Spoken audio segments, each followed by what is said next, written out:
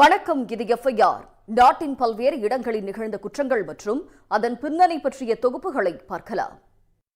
11 வயது மகள் மற்றும் தன்னுடைய போட்டோக்களை பிரபல போஜ்பூரி நடிகரும் அவருடைய ஆட்களும் ஏஐ மூலமாக ஆபாசமாக சித்தரித்து இணையத்தில் வெளியிட்டதாக நடிகை காவல் நிலையத்தில் புகார் அளித்திருக்கிறார்.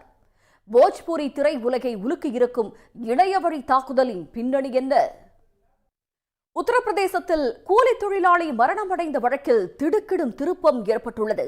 டீயில் விஷம் கலந்து கொடுத்து கணவரை கொன்ற மனைவி சிக்கியது எப்படி?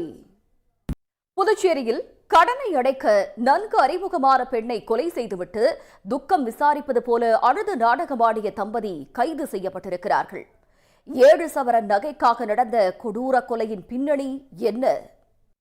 தூத்துக்குடியில் விசாரணைக்கு சென்ற இளைஞர் மரணமடைந்த வழக்கில் உரிய நடைமுறைகளை பின்பற்றி உடலை ஒப்படைக்கவில்லை என்று சித்திரவதை மரணங்களுக்கு எதிரான கூட்டு இயக்க உண்மை கண்டறியும் குழுவினர் குற்றம் சாட்டியுள்ளனர். சமூக ஆர்வலர்கள் முன்வைத்திருக்கும் குற்றச்சாட்டின் பின்னணி என்ன? இத்துடன் எஃப்ஐஆர் நிறைவு பெறுகிறது. நன்றி, வணக்கம்.